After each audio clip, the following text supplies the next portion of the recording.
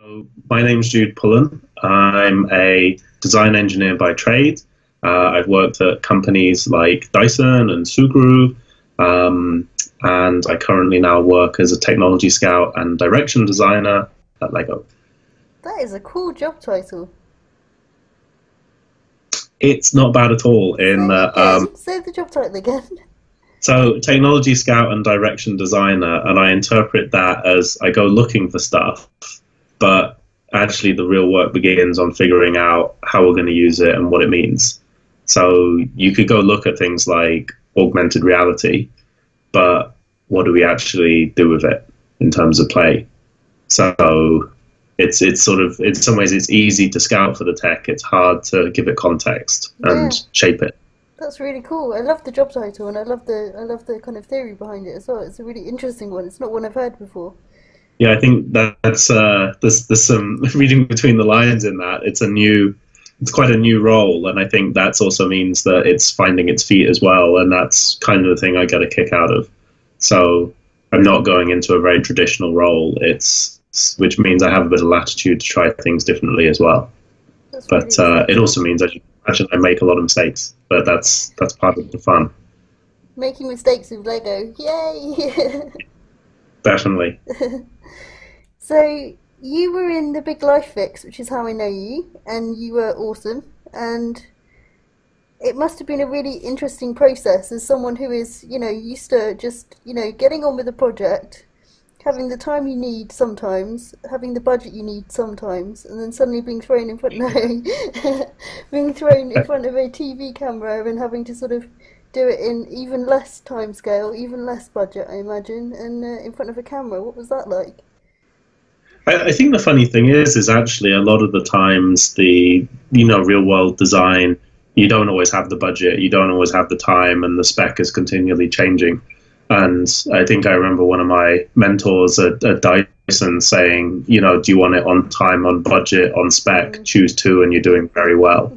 And so I think when you add on top of that, on par with what makes good TV, that kind of was quite a different angle. And so I think in some ways, we're at that nice stage of maturity in our lives where we have enough confidence in our skills that we can have a stab at it, but at the same time we're up for learning something new, and that new bit is trying to figure out how do you do what you do in tandem with documenting it and having it revealed to the viewer. So it actually doesn't feel a lot like the sort of professional design process, because you have these sort of interruptions. And I think unless you sort of go really big brother on it, I think it's quite weird actually where the ideas come from, and you don't always have a camera crew running around a field or whilst you're sitting on the toilet in the but I think it's sort of, I think what's been exciting is the program does show that it's not as glamorous as people think for the reasons they think, but actually it's a really wonderful job and a career to have, because it's not the sort of glitz, it's the connection with people that's usually the most memorable thing. Don't get me wrong, everyone loves a bottle of champagne and celebrating when you hit a milestone, but actually it's usually the journey you go on with people that's really special. And so I think I can say that with all sincerity. That's the bit that everyone really takes home from the project.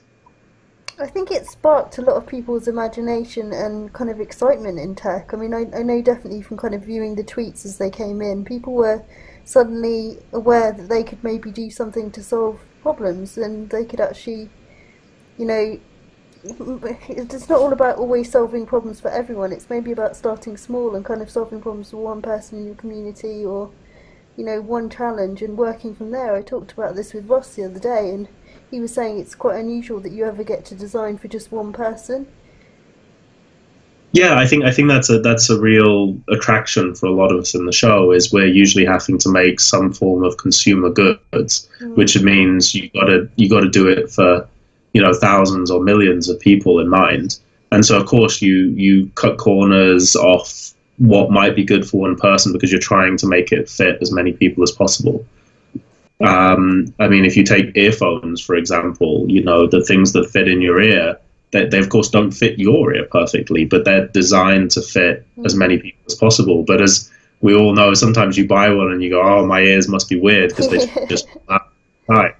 And so it's frustrating when you have that feeling. And then when you consider that as a relatively trivial thing in life, then when you look at someone who has a genuine disability, that must be magnified by a huge amount on a daily experience. You know, if you consider headphones are inconvenient, imagine what it's like living with X, which is a genuine, you know, restriction on living your life.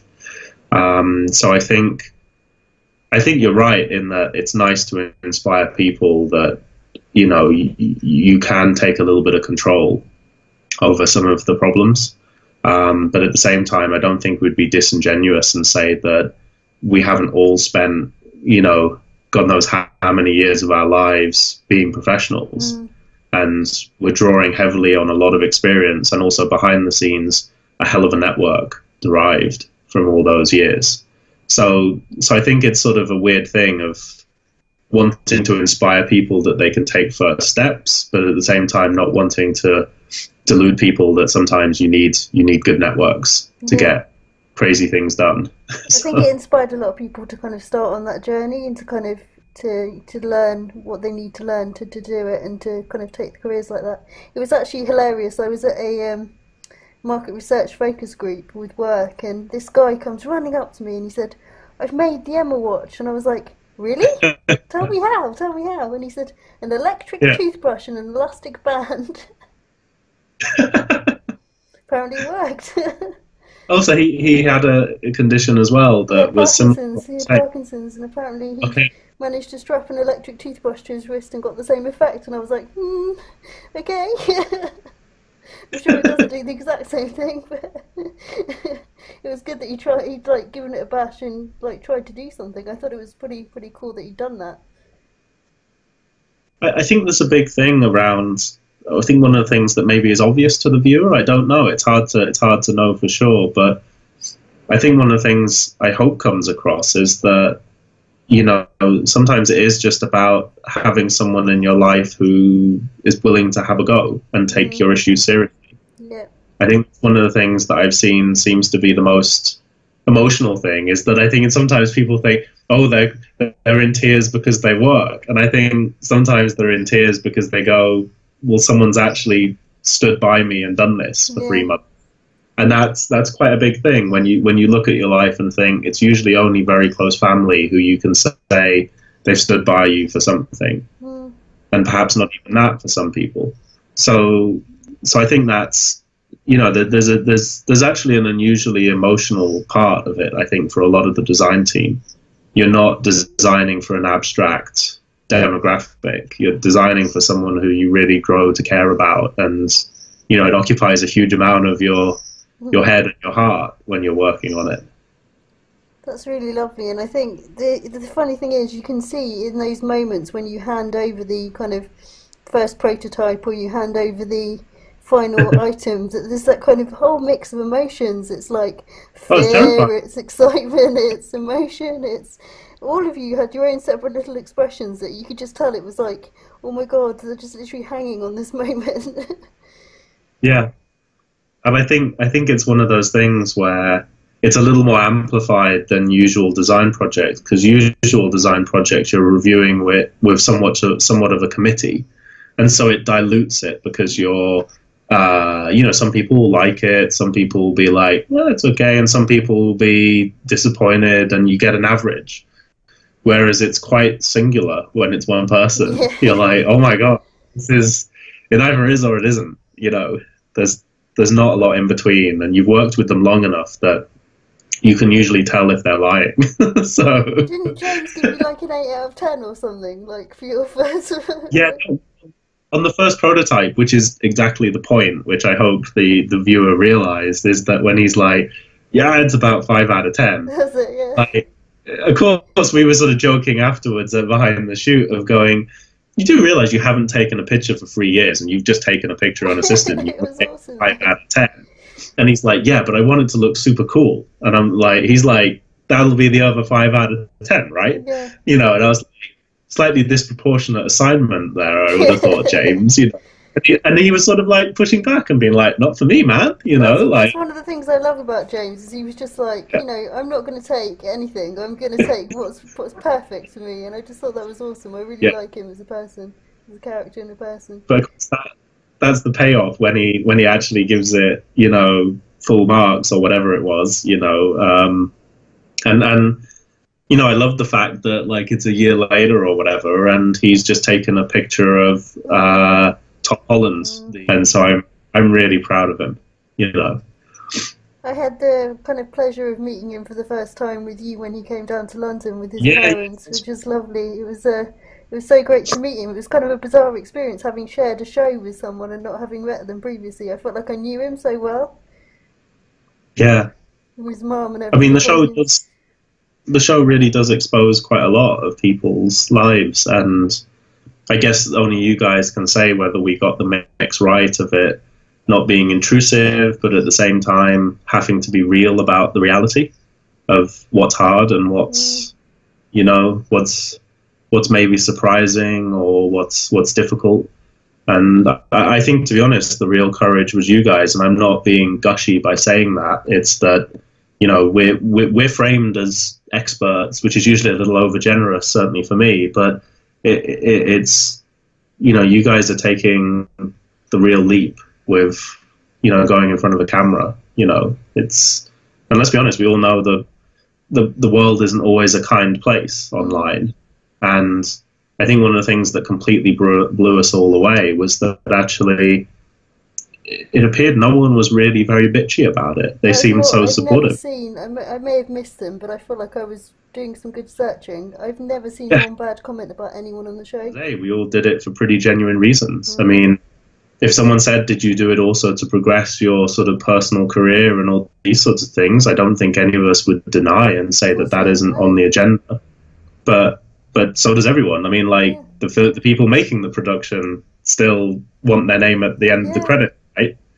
But I think everyone just thought, well, I can either do something that is pretty lame, and I can make a sort of whatever flashing Santa for Christmas that's made in China and pretty worthless, or I can do something a bit more interesting with my time, you know.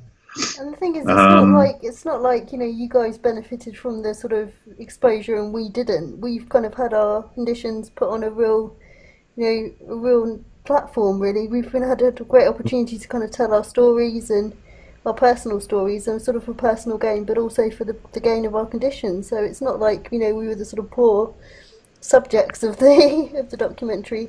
I felt like the whole way through we were considered, you know, counterparts and collaborators, and that was a really exciting bit of the show. I think I'd have struggled with it if it had felt any other way. Well, I think that's one of the things that, you know, I can't speak too much about series 2, but certainly with James, I know that's something we did get right. He felt he was very much involved in the design. I mean, yes, there was a bit of a reveal and we couldn't show him everything, but in terms of him expressing and communicating and discussing the sort of hierarchy of what he needs from it, I think there was some pretty good communication throughout. And I'd like to think with series 2 it's got better, you know. But again, it's tricky because you can't disclose too much near the end, otherwise they're just like, oh sweet, yeah, you did what I told you to from yeah, good job, man. You know. I was glad it was a surprise. I was scared about it at the time, but when it happened, I was like, yeah, I was so glad I had the surprise. Yeah. But I think as well, like, we obviously push hard to make sure that there's good follow-up, and that, you know, when the cameras stop rolling, that obviously we still can take care of people, because, you know, it is a prototype, and the viewer maybe doesn't see a prototype as being as imperfect as it is, but it always needs more development. So how important would you say that sort of this whole idea of like tech for good, I know it's a bit of a buzz phrase, but like how important is it to you and the sort of projects you choose and what you decide to work on? Do you like there to be a human element, or? I think I almost don't, it sounds weird to say, I almost don't differentiate between tech for good and what I usually do. I mean, but I think I can sort of safely say that it's obvious why I joined companies like Lego is because, I mean, they're like the number one trusted brand in the world. You know, their history of really caring about what matters in terms of production, ethics, and at the same time, obviously, the big thing, which is making kids play experiences really, really genuine and exciting and meaningful. So part of me is like, I wouldn't really, if I can possibly help it, I wouldn't work for a company where I don't feel that's satisfying and meaningful. And I guess I've been very lucky that, you know, I worked for Sugru before, which, you know, I'm not going to put on the same level as Lego, but certainly aspirationally, the CEO, Jane, is an extraordinary woman. You know, she, you know, comes from the same, you know, mentality of people who are not just doing it all about the money. The money is most certainly a reality. And, you know, God knows we've been at the sharp end of that wedge many times in Sugru. But, you know, you never felt there was a wavering in Jane's commitment to something bigger. So certainly the same with Lego. But I honestly just count myself lucky that, you know, these sorts of companies have, you know, given me an opportunity to grow and develop and take chances. And, you know, Dyson, even though it isn't as obvious, should we say, the humanitarian side of things, I think it's still an incredible collective of people who are still some of the most dedicated people I've met. And, you know, I think even if you don't necessarily put a vacuum cleaner on the same level as Children's Future, the point is I wouldn't be able to do the work that I do had I not benefited from 4 years of, frankly, world-class training and mentoring. You know, you go there to be a sponge. You know, it's just an amazing company for that. Out of all the projects you've worked on, is there anything you feel kind of particularly proud of?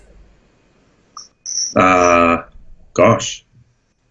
I mean, I think it's weird that, you know, I think I come back to that earlier point of saying I'm slightly less proud, or rather, it's the emphasis isn't really about the product, it's about what it represents. And quite often what I mean by that is, you know, does it say something interesting, and did I go on an interesting journey with it? So for example, you know, working on KidSafe, Sugru, that was like, I basically headed up a team myself. We built it from, you know, a very different, you know, construct when I started to something where it's 12 people at its peak. And I would like to think that, you know, that's been some of the most fun that I'd had at that point, of really having the autonomy, but sort of living for other people's successes. And I absolutely love that. And so the combination of the fact that I think we had one of the best teams out there, and that we were achieving something that was really positive for children and parents alike, you know, I think it's, you know, the product took on something more than just, you know, a consumable good, basically. So I think that's what I get excited about. It's sort of considering as essentially, what are you going to do with the talent you've been fortunate enough to, you know, derive from being surrounded by usually loads of amazing people. And I mean, I think that's the thing that people forget, is they see you as an individual, and actually you're the product of so many good people you've had the pleasure of interacting with. And so I think that's the only thing that TV sometimes is a little disingenuous with, is calling us experts when you really go kind of more like focal points to a collective of really good people. You know, I prefer to be seen that way. You're somewhat of a frontman or front woman to basically just myriad talented people or technologies